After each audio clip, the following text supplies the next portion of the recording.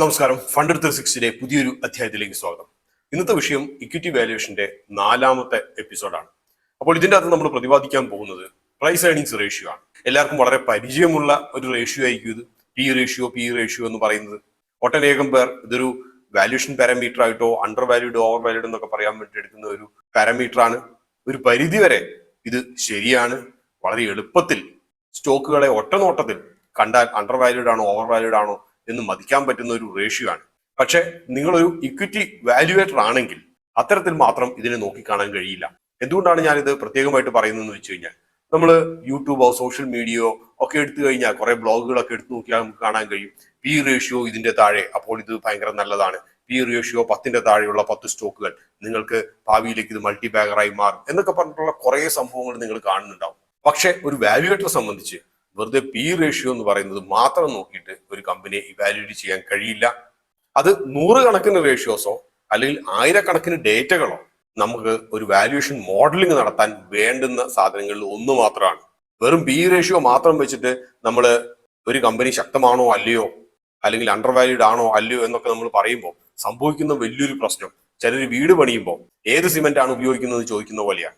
Cement ചിലപ്പോൾ ACC UltraTech ഒക്കെ ആയിരിക്കും, പക്ഷെ കെട്ടാൻ ഉപയോഗിക്കുന്ന ബിൽഡിംഗ് ബ്ലോക്സ് അത് ചിലപ്പം 3rd ഗ്രേഡ് സിമെന്റ് ബ്ലോക്സ് ആയിരിക്കും. അത് നിലവാരം കുറഞ്ഞ സിമെന്റ് ബ്ലോക്സ്, കാര്യമായിട്ട് സിമെന്റ് ചേർക്കാത്ത സിമെന്റ് ബ്ലോക്ക്, ഇതൊക്കെ വെച്ച് കെട്ടിയിട്ട് ഏറ്റവും നല്ല സിമെന്റ് ഉപയോഗിച്ചൊരു മോട്ടാർ ഉപയോഗിക്കുന്നതിൽ വലിയ കാര്യമൊന്നുമില്ല. അപ്പൊ അതുപോലെയാണ് നമ്മൾ പി നല്ലതാണോ ചീത്തയാണോ എന്ന് ചോദിക്കുന്നത്. പ്രൈസ് ഏർണിങ്സ് നമുക്ക് ചിലപ്പോൾ യാഥാർത്ഥ്യവുമായിട്ട് പൊരുത്തമില്ലാത്ത ചില ഇംപ്രഷൻ നൽകും. പക്ഷെ അതേസമയം തന്നെ ഈ പി റേഷ്യോ എന്തുകൊണ്ട് എല്ലാവർക്കും ഇത്ര വലിയ ആക്സെപ്റ്റഡ് ആയിട്ടിരിക്കുന്നു, എല്ലാവരെയും ഇത് കൺവിൻസ്ഡ് ആയിട്ടിരിക്കുന്നു, അത് എക്സ്പേർട്സിന് ഉൾപ്പെടെ എന്തുകൊണ്ട് എന്ന് ചോദിച്ചാൽ പ്രധാനപ്പെട്ട കാരണം നമ്മുടെ സമയമാണ്. ഉദാഹരണമായിട്ട് പറയുകയാണെങ്കിൽ നിങ്ങൾ വലിയ കമ്പനികൾ എടുത്തു നോക്കുക. ഇൻഫോസിസ് ആകട്ടെ, വിപ്രോ ആകട്ടെ, അല്ലെങ്കിൽ റിലയൻസ് ആകട്ടെ, ഈ കമ്പനികളുടെ HR ഡിപ്പാർട്ട്മെന്റിൽ ലഭിക്കുന്ന റെസ്യൂമുകളുടെ എണ്ണം, ബയോഡാറ്റകളുടെ എണ്ണം, തൊഴിലന്വേഷിച്ചുള്ളവരുടെ ഫ്രഷേഴ്സിന്റെ ഒക്കെ കാര്യം നോക്കുകയാണെങ്കിൽ ചിലപ്പോൾ 1000 കണക്കിനാണ് ഓരോ ദിവസവും ലഭിക്കുന്നത്. ഇത് ഓരോന്നും ഇരുന്നിട്ട് നോക്കിയിട്ട് ഇയാള് നല്ല ആളാണോ, ഈ ജോലിക്ക് ഫിറ്റ് ആവുന്ന ആളാണോ എന്ന് നോക്കുന്നത് സാധാരണ രീതിയിൽ മനുഷ്യന് നടക്കുന്ന ഒരു കാര്യമല്ല. അപ്പൊ അതുകൊണ്ട് എന്ത് ചെയ്യും, എന്തെങ്കിലും ഒരു ക്രൈറ്റീരിയ വെച്ചിട്ട് ഫസ്റ്റ് ഒന്ന് ഫിൽട്ടർ ഔട്ട് ചെയ്തിട്ട് ഒരു 10 ലക്ഷം അപേക്ഷകരിൽ നിന്നും അതൊരു 1000ത്തിലേക്ക് കുറയ്ക്കാൻ വേണ്ടിയിട്ടുള്ള എന്തെങ്കിലും ചെയ്യണം. അതിനു വേണ്ടിയാണ് പലപ്പോഴും പറയാറുള്ളത്, ഒരു മാർക്ക് ചിലപ്പോൾ വെക്കും, 70% മുകളിൽ നിങ്ങൾ ഗ്രാജുവേഷനോ പോസ്റ്റ് ഗ്രാജുവേഷനോ ഒക്കെ നേടിയവർ മാത്രം അപ്ലൈ ചെയ്താൽ മതി. അല്ലെങ്കിൽ അതിൻ്റെ അകത്ത് ഇന്നത്തെ രീതിയിലൊക്കെ ആണെങ്കിൽ ഒരു എക്സൽ ഷീറ്റ് എങ്കിലും വെച്ച് കഴിഞ്ഞാൽ ഫിൽട്ടർ ഔട്ട് ചെയ്ത് ലഭിക്കും. അല്ലെങ്കിൽ പറയും IIT-ന്നോ NIT-ന്നോ ഡിഗ്രി കഴിഞ്ഞവർ മാത്രം മതി. അപ്പൊ ഇതൊക്കെ ഫിൽട്രേഷൻ മെത്തേഡ്സ് ആണ്. ഇത് എപ്പോഴും കറക്റ്റ് ആവുമെന്ന് ചോദിച്ചാൽ ആവില്ല. കാരണം IIT-യിൽ നിന്നും ഗ്രാജുവേഷൻ കഴിഞ്ഞിറങ്ങിയ ഒട്ടനേകം പേരെ ഞാൻ കണ്ടിട്ടുണ്ട്. അവര് സാധാരണ തമിഴ്നാട്ടിൽ നിന്നോ കർണാടകയിൽ നിന്നുള്ള 3ാംകിട എഞ്ചിനീയറിംഗ് കോളേജുകളിൽ നിന്നും ഗ്രാജുവേഷൻ കഴിഞ്ഞവരെക്കാളും മോശക്കാരായിട്ടുള്ളവർ. പക്ഷെ എങ്കിൽ പോലും വളരെയധികം എണ്ണത്തിൽ നിന്നും നമുക്ക് ഫിൽട്ടർ ഔട്ട് ചെയ്യാൻ വേണ്ടിയിട്ടുള്ള ഒരു പാരാമീറ്റർ ആയിട്ട് നമുക്ക് ഇതിനെ കരുതാം. അതേപോലെ തന്നെയാണ് പി റേഷ്യോയും. 1000 കണക്കിന് കമ്പനികളിൽ നിന്നും താരതമ്യേന നല്ലതെന്ന് കരുതുന്ന കുറച്ച് കമ്പനികളെ ഫിൽട്ടർ ഔട്ട്, ഇനീഷ്യൽ ഫിൽട്രേഷന് വേണ്ടിയിട്ട് പി റേഷ്യോ ഉപയോഗിക്കുന്നതിൽ തെറ്റില്ല. അടുത്തതായിട്ട് PE ratio, price earnings ratio എന്ന് പറയുന്നത് എന്താണെന്ന് നമുക്ക് നോക്കാം. അത് പറയുന്നത് പ്രൈസ് ഡിവൈഡഡ് ബൈ ഏർണിംഗ്സ് ആണ്. പ്രൈസ് എന്ന് പറയുന്നത് കറണ്ട് മാർക്കറ്റ് പ്രൈസ് ആണ്. അതുകൊണ്ട് തന്നെ അത് ദിവസവും മാറിക്കൊണ്ടിരിക്കും കാരണം മാർക്കറ്റ് പ്രൈസ് മാറുന്നത് കൊണ്ട് തന്നെ. അപ്പൊ ന്യൂമറേറ്ററിൽ വരുന്നത് പ്രൈസ് ആണ്, ഡിനോമിനേറ്ററിൽ വരുന്നത് ഒരു ഷെയറിന് ലഭിക്കുന്ന ഏർണിങ്സ്. ഉദാഹരണമായിട്ട് പറയുകയാണെങ്കിൽ ഇപ്പോൾ ഒരു കമ്പനി 1000 രൂപയ്ക്ക് ട്രേഡ് ചെയ്യുന്നു എന്നിരിക്കട്ടെ, കമ്പനിയുടെ ഏർണിങ്സ് എന്ന് പറയുന്നത് 100 രൂപയാണെന്നിരിക്കട്ടെ. അത് നമുക്ക് ബാലൻസ് ഷീറ്റിന്റെ അകത്തോ ഫിനാൻഷ്യൽ സ്റ്റേറ്റ്മെന്റിന്റെ അകത്തോ ഒക്കെ ലഭിക്കും.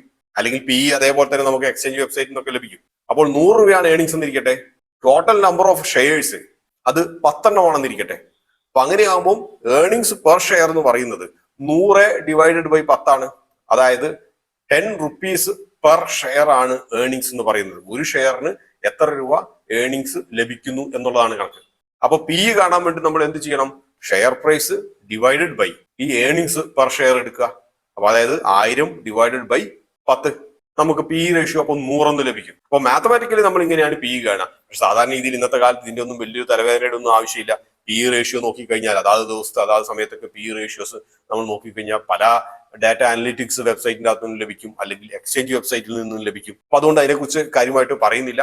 പക്ഷെ സ്റ്റുഡൻസിന് വേണ്ടിയിട്ട് പറയുന്നതാണ്. കാരണം ഫിനാൻഷ്യൽ ഡേറ്റയ്ക്കകത്തോ അല്ലെങ്കിൽ ആനുവൽ റിപ്പോർട്ടിന്റെ അകത്തുള്ള ഫിനാൻഷ്യൽ ഡേറ്റ സെക്ഷൻ എടുത്ത് നോക്കിക്കഴിഞ്ഞാൽ അതിന്റെ അകത്ത് നമുക്ക് ഏർണിങ്സ് കാണാൻ കഴിയും. പല ആനുവൽ റിപ്പോർട്ട്സിന്റെ അകത്തും കൊടുക്കാറില്ല. ചില ആനുവൽ റിപ്പോർട്ട്സിന്റെ അകത്ത് ഹിസ്റ്റോറിക്കൽ പ്ലോട്ട് കൊടുക്കാറുണ്ട്, അതിനപ്പുറം ഒന്നും നൽകാറില്ല. അപ്പോൾ എന്ന് പറയുന്നത് market price divided by earnings per share ആണ്. നമ്മൾ 6ാം ക്ലാസ്സിലെ 7ാം ക്ലാസ്സിലെയൊക്കെ മാത്തമാറ്റിക്സ് സിമ്പിൾ ആയിട്ട് നമ്മൾ അപ്ലൈ ചെയ്യുകയാണെങ്കിൽ നമുക്ക് ഇത് വേണമെങ്കിൽ ഒന്ന് തിരിച്ചൊന്ന് റീറൈറ്റ് ചെയ്യാൻ പറ്റും. Market price into number of shares divided by earnings profit after tax എന്ന് വേണമെങ്കിൽ എഴുതാൻ കഴിയും. കാരണം ഡിനോമിനേറ്റർ എന്ന് പറയുന്നത് ന്യൂമറേറ്ററിലേക്ക് വരും. Market price into total number of shares എന്ന് പറയുന്നത് മറ്റൊന്നുമല്ല, അത് മാർക്കറ്റ് ക്യാപ്പ് ആണ്. ഫ്രീ ഫ്ലോട്ടിംഗ് അല്ല, ടോട്ടൽ മാർക്കറ്റ് ക്യാപ്പ് ആണ്. അപ്പൊ ഇതേ സംഭവം തന്നെ വേണമെങ്കിൽ total market cap divided by earnings എന്ന് വേണമെങ്കിൽ എഴുതാവുന്നതാണ്. ഒരു കാര്യം മനസ്സിൽ വെക്കുക, ഏർണിങ്സ് പെർ ഷെയർ എടുക്കുമ്പോൾ ഇത് ഫ്രീ ഫ്ലോട്ടിംഗ് ഷെയർസിന്റെ എണ്ണം മാത്രമല്ല എടുക്കുന്നത്, ടോട്ടൽ നമ്പർ ഓഫ് ഷെയർസ് ആണ് എടുക്കുന്നത്, വെയിറ്റഡ് ആവറേജ്. എന്തുകൊണ്ടാണെന്ന് വെച്ച് കഴിഞ്ഞാൽ പല കുട്ടികളും പല ക്വസ്റ്റ്യൻ പേപ്പേഴ്സിന്റെ അകത്തും ഇതേപോലുള്ള പ്രോബ്ലംസ് ഒക്കെ വരുമ്പോൾ, പ്രത്യേകിച്ച് കേസ് സ്റ്റഡി അനാലിസിസ് ഒക്കെ വരുമ്പോൾ അതിനകത്ത് ഈ കൊടുക്കുന്ന ഡേറ്റകളൊക്കെ ഫ്രീ ഫ്ലോട്ടിംഗ് ഷെയർസ് മാത്രം എടുത്തിട്ട് കാൽക്കുലേറ്റ് ചെയ്ത് പോകാറുണ്ട്. അതുകൊണ്ടാണ് ഇത് എടുത്തു പറയുന്നത്. അപ്പോൾ യഥാർത്ഥത്തിൽ ഈ പി റേഷ്യോ നമുക്ക് നൽകുന്ന സന്ദേശം എന്താണ്, നമുക്ക് തരുന്ന ഒരു ഡേറ്റ യഥാർത്ഥത്തിൽ എന്താണ് എന്ന് ചോദിച്ചു കഴിഞ്ഞാൽ, നമ്മൾ സത്യത്തിൽ ഒരു കമ്പനിയെ അല്ലെങ്കിൽ ഒരു ഇക്വിറ്റിനെ നമ്മൾ ഇവാലുവേറ്റ് ചെയ്യുമ്പോൾ എന്തിനാണ് നമ്മൾ വാല്യുവേഷൻ നടത്തുന്നത് വെച്ച് കഴിഞ്ഞാൽ, ഈ ഒരു പ്രത്യേക കമ്പനിയുടെ സ്റ്റോക്ക് മാർക്കറ്റിലെ വില ഇപ്പോൾ ഞാൻ നൽകുന്നത് കൂടിയ വിലയാണോ കുറഞ്ഞ വിലയാണോ എന്നറിയാൻ വേണ്ടിയിട്ടാണ്, എനിക്ക് വാങ്ങിക്കാൻ പറ്റുമോ ഇല്ലയോ എന്നറിയാൻ വേണ്ടിയിട്ടാണ്. അപ്പോൾ പ്രൈസ് ഏർണിങ്സ് നമുക്ക് നൽകുന്ന ഒരു വിവരം എന്താണെന്ന് വെച്ച് കഴിഞ്ഞാൽ, ₹1 ഏർണിങ്സിന് വേണ്ടി ഞാൻ ഇന്ന് എത്ര രൂപ നൽകണം എന്നുള്ളതാണ്. റേഷ്യോകൾ പലപ്പോഴും അങ്ങനെയാണല്ലോ. ഉദാഹരണമായിട്ട് നമ്മൾ നേരത്തെ പറഞ്ഞ കേസിലാണെങ്കിൽ പ്രൈസ് ഏർണിങ്സ് റേഷ്യോ 100 എന്ന് പറഞ്ഞാൽ അതിന്റെ അർത്ഥം ₹1 ഏർണിങ്സ് ഈ കമ്പനിക്ക് ഉണ്ടാക്കാൻ വേണ്ടിയിട്ട് ഞാൻ ഈ കമ്പനിയുടെ പ്രൈസ് ആയിട്ട് കൊടുക്കുന്നത് 100 രൂപയാണ് എന്നർത്ഥം. അപ്പൊ പലരും ചോദിക്കുന്ന ഒരു ചോദ്യമാണ്, ₹1 ഏർണിങ്സ് ഉണ്ടാക്കാൻ വേണ്ടി ഞാൻ 100 രൂപ കൊടുക്കണോ വേണ്ടിയോ എന്നുള്ളത്. അതിനാണ് നമ്മൾ ആദ്യത്തെ എപ്പിസോഡിൽ പറഞ്ഞൊരു കാര്യം, സ്റ്റോക്ക് മാർക്കറ്റ് ഇതിന്റെ യഥാർത്ഥത്തിൽ എങ്ങനെയാണ് വർക്ക് ചെയ്യുന്നത്. സ്റ്റോക്ക് മാർക്കറ്റ് വർക്ക് ചെയ്യുന്നത് ഭാവിയിലെ ക്യാഷ് ഫ്ലോയ്ക്കാണ് നമ്മൾ ബെറ്റ് ചെയ്യുന്നത്. അതായത് ഒരു സ്റ്റോക്കിനെ സംബന്ധിച്ചൊക്കെ ആണെങ്കിൽ നമ്മൾ അതിന്റെ ഇൻട്രിൻസിക് വാല്യൂ അല്ലെങ്കിൽ ബുക്ക് വാല്യൂ ഒക്കെ 100 രൂപ ആണെന്നിരിക്കട്ടെ. അപ്പം നമ്മൾ 1000 രൂപ അതിന് കൊടുക്കുന്നു എന്ന് പറഞ്ഞാൽ അതിന്റെ അർത്ഥം ഭാവിയിലേക്ക് മുൻകൂട്ടി കാണുന്ന ഒരു ക്യാഷ് ഫ്ലോ, ഭാവിയിൽ ഈ കമ്പനി കൂടുതൽ ക്യാഷ് ഫ്ലോ ജനറേറ്റ് ചെയ്യും എന്നുള്ളത് നമ്മളുടെ പ്രതീക്ഷ. ആ പ്രതീക്ഷയുടെ മുകളിലാണ് നമ്മൾ ബാക്കിയുള്ള 900 രൂപ 900 റുപ്പീസ് നമ്മൾ കൊടുക്കുന്നത്.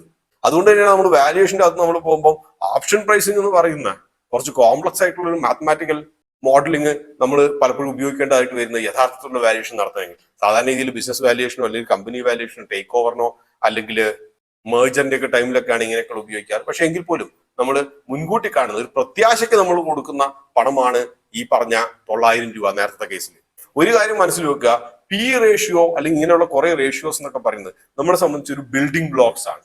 ഒരു വാല്യുവേഷൻ നടത്തുന്ന ആളെ സംബന്ധിച്ച് ഇതെല്ലാം ബിൽഡിംഗ് ബ്ലോക്സ് ആണ്. നമ്മൾ കുഞ്ഞു കുഞ്ഞു ബിൽഡിംഗ് ബ്ലോക്സ് വെച്ചിട്ട് നമ്മൾ ഒരു ഫിനാൻഷ്യൽ മോഡലിംഗ് ആണ് നമ്മൾ അവസാനം നടത്തുന്നത്. ഈ ഫിനാൻഷ്യൽ മോഡലിംഗ് വെച്ചിട്ട് നമ്മളൊരു സിമുലേഷൻ മെത്തേഡ്സും ഒക്കെ വെച്ചിട്ട് അതാണ് അതിന്റെ ആക്ച്വൽ പ്രൈസിങ് അല്ലെങ്കിൽ ഒരു കമ്പനിയുടെ മുമ്പേക്കുള്ള ഒരു ഫോർകാസ്റ്റിംഗ് നമ്മൾ നടത്തുന്നത്. അപ്പോൾ അതിൽ ഉൾപ്പെട്ട ഒരു ചെറിയൊരു ബിൽഡിംഗ് ബ്ലോക്സ് മാത്രമാണ് പി എന്ന് പറയുന്നത്. എന്തുകൊണ്ടാണ് ഈ പിഇക്ക് വലിയൊരു പ്രാധാന്യം നൽകാത്തത്? ഞാൻ പല വീഡിയോസിന്റെ അകത്തും കണ്ടിട്ടുണ്ട്. പി എന്ന് പറയുന്ന കോൺസെപ്റ്റുമായിട്ട് ഞാൻ അത്ര അധികം കൺവിൻസ്ഡ് അല്ല. എന്തുകൊണ്ടാണ് സീരിയസ് ആയിട്ട് നമുക്ക് പി എടുക്കാൻ കഴിയാത്തതെന്ന് വെച്ച് കഴിഞ്ഞാൽ, സത്യത്തിൽ പറഞ്ഞാൽ റേഷ്യോസിന്റെ കൂട്ടത്തിന്റെ അകത്ത് ഏറ്റവും വളരെ പെട്ടെന്ന് മാനിപ്പുലേറ്റ് ചെയ്യാൻ പറ്റുന്ന ഒരു സാധനമാണ് പി. എന്തുകൊണ്ടാണെന്ന് വെച്ച് കഴിഞ്ഞാൽ ഇക്വിറ്റി മാനിപ്പുലേറ്റ് ചെയ്യാൻ കഴിയും, ഏർണിങ്സ് മാനിപ്പുലേറ്റ് ചെയ്യാൻ കഴിയും. ഏർണിങ്സ് എങ്ങനെ മാനിപ്പുലേറ്റ് ചെയ്യാന്ന് വെച്ച് കഴിഞ്ഞാൽ എക്സ്പെൻസ് മാനിപ്പുലേറ്റ് ചെയ്ത് കഴിഞ്ഞാൽ ഏർണിങ്സ് മാനിപ്പുലേറ്റ് ചെയ്യപ്പെടും. റവന്യൂ പലപ്പോഴും മാനിപ്പുലേറ്റ് ചെയ്യാൻ കുറച്ചൊരു ബുദ്ധിമുട്ടായിരിക്കും, പ്രത്യേകിച്ച് ഇന്നത്തെ രീതിയിൽ GST ഒക്കെ വന്ന സ്ഥിതിക്ക്. പക്ഷേ എക്സ്പെൻസ് മാനിപ്പുലേറ്റ് ചെയ്യാൻ കഴിയും, അതുവഴി ഏർണിങ്സ് മാനിപ്പുലേറ്റ് ചെയ്യാം.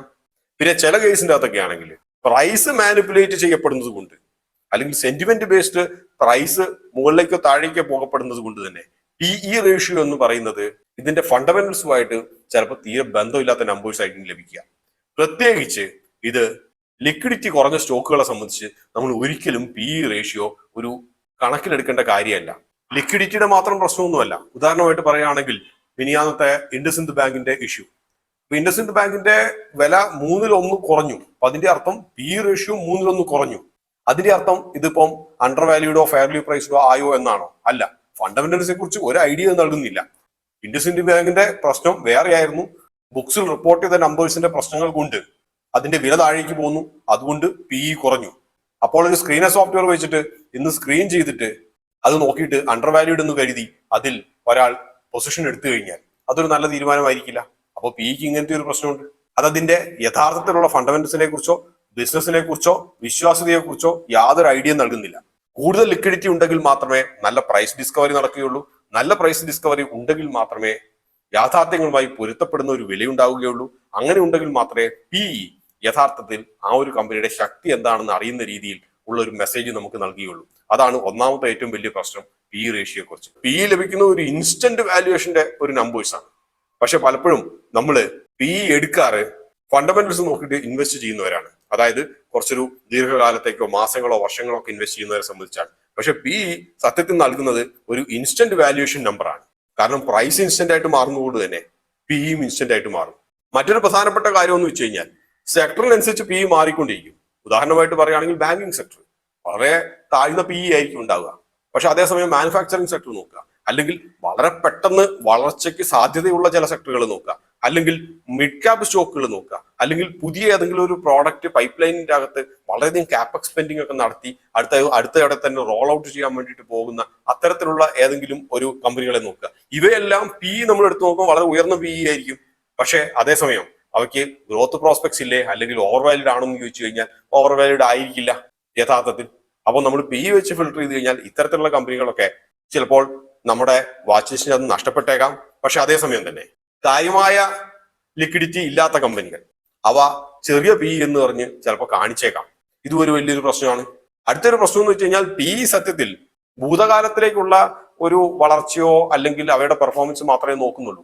ഒരു ഫ്യൂച്ചർ ഗ്രോത്ത് എന്താണെന്നതിനെ കുറിച്ചുള്ള നറേറ്റീവ്സിന്റെ മുകളിൽ PE ശരിക്കും യാതൊരു ഐഡിയയും നമുക്ക് തരുന്നില്ല. എന്തുകൊണ്ടാണെന്ന് വെച്ച് കഴിഞ്ഞാൽ സ്റ്റോക്ക് മാർക്കറ്റിന്റെ അകത്ത് നമ്മളെല്ലാവരും വരുന്നത് ഒരു കമ്പനിയുടെ ഫ്യൂച്ചർ ക്യാഷ് ഫ്ലോയുടെ മുകളിൽ ബെറ്റ് ചെയ്യാനാണ്. PE അതേസമയം നേരെ തലതിരിഞ്ഞ ഒരു ആസ്പെക്ട് ആണ്. പക്ഷെ എങ്കിൽ പോലും നമ്മളൊരു 1 ഇയർ PE, ക്വാർട്ടർലി PE ഒക്കെ എടുക്കുമ്പോൾ നമുക്ക് ആ ഒരു ചെറിയ പീരീഡിലെ പെർഫോമൻസ് മാത്രമേ ലഭിക്കുകയുള്ളൂ.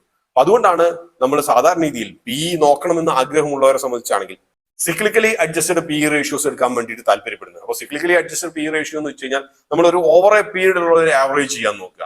ഉദാഹരണമായിട്ട് പറയുകയാണെങ്കിൽ കഴിഞ്ഞ ഒരു 10 വർഷത്തെ ഒരു ആവറേജ് PE എടുക്കുക. കാരണം അതിനകത്ത് കുറെ വേരിയേഷൻസ് ഉണ്ടാവും. ചിലപ്പോൾ നോക്കിക്കഴിഞ്ഞാൽ കമ്മോഡിറ്റി സ്റ്റോക്കുകളാണെങ്കിൽ അല്ലെങ്കിൽ ഓട്ടോ സ്റ്റോക്കുകളാണെങ്കിൽ ഇവയുടെയൊക്കെ PE നന്നായിട്ട് വേരി ചെയ്യും. ചില വർഷങ്ങളിൽ വളരെ താഴ്ന്ന PE ആയിരിക്കും, ചില ക്വാർട്ടറിൽ വളരെ താഴ്ന്ന PE ആയിരിക്കും. പക്ഷെ അതേസമയം ചില ക്വാർട്ടറിൽ വളരെ ഉയർന്ന PE ആയിരിക്കും. അപ്പോൾ എന്ത് ചെയ്യണം? ഈ ഒരു ഓവർ എ പീരീഡിലുള്ള ഈ PE ആവറേജ് ചെയ്യുക. അപ്പോൾ എത്ര കാലത്ത് നിങ്ങൾ കൂടുതൽ ഈ PE എടുക്കുന്നോ, 10 വർഷത്തെ PEയുടെ ആവറേജ് ആണ് എടുക്കുന്നതെങ്കിൽ അത്രയും നല്ലത്. 5 വർഷത്തെ എടുക്കുകയാണെങ്കിൽ കുറച്ചും കൂടി മോശമായിരിക്കും. ഇതെടുത്തിട്ട് ഈ ആവറേജ് PE എടുത്തിട്ട് അനലൈസ് ചെയ്യാൻ വേണ്ടി നോക്കുക. അത് കുറച്ചുകൂടി നല്ല ഒരു പിക്ചർ നമുക്ക് ലഭിക്കും. അതുകൊണ്ടാണ് സീരിയസ് ആയിട്ടൊരു ഫിനാൻഷ്യൽ മോഡലിങ്ങിനോ ഒക്കെ പോവുകയാണെങ്കിൽ നമ്മൾ സിക്ലിക്കലി അഡ്ജസ്റ്റഡ് PE റേഷ്യോസ് ആണ് എടുക്കാറുള്ളത് പലപ്പോഴും. അല്ലാതെ ഇൻസ്റ്റന്റ് ആയിട്ട് നമുക്ക് കിട്ടുന്ന PE വാല്യൂസ് അല്ല എടുക്കാറുള്ളത്. മറ്റൊരു പ്രധാനപ്പെട്ട പ്രശ്നം എന്ന് വെച്ചാൽ കമ്പനിയുടെ ക്യാപിറ്റലിനെ കുറിച്ചോ അല്ലെങ്കിൽ അതിന്റെ ബിസിനസ് മോഡലിനെ കുറിച്ചോ ഒന്നും PE യാതൊരു ഐഡിയ നൽകുന്നില്ല. നമ്മൾ PE കുറിച്ചോ അഥവാ PE നമ്മൾ എങ്ങനെ നമുക്ക് ഒരു മോഡലിംഗിന്റെ അകത്ത് ഇന്റഗ്രേറ്റ് ചെയ്യാന്നുള്ളതിനെ കുറിച്ചോ നമ്മൾ ഈ ഒരു സീരീസിന്റെ അവസാനം ഫിനാൻഷ്യൽ മോഡലിംഗ് നടത്തുന്നത് എങ്ങനെയാണെന്നതിനെ കുറിച്ച് നമ്മൾ പറയുമ്പോൾ, സിമുലേഷൻ എങ്ങനെയാണ് നടത്തുന്നതിനെ കുറിച്ച് നമ്മൾ പറയുമ്പോൾ കൂടുതലായിട്ട് നമുക്ക് പ്രതിപാദിക്കാം. അപ്പോൾ ഈ ഒരു അധ്യായത്തിൽ ഏകദേശം പ്രൈസ് ഏർണിംഗ്സ് റേഷ്യോയെ കുറിച്ച് ഒരു ഐഡിയ കിട്ടി കാണുമെന്ന് കരുതുന്നു. മറ്റൊരു അധ്യായത്തിൽ നമുക്ക് വീണ്ടും കാണാം. അതുവരെ നന്ദി, നമസ്കാരം.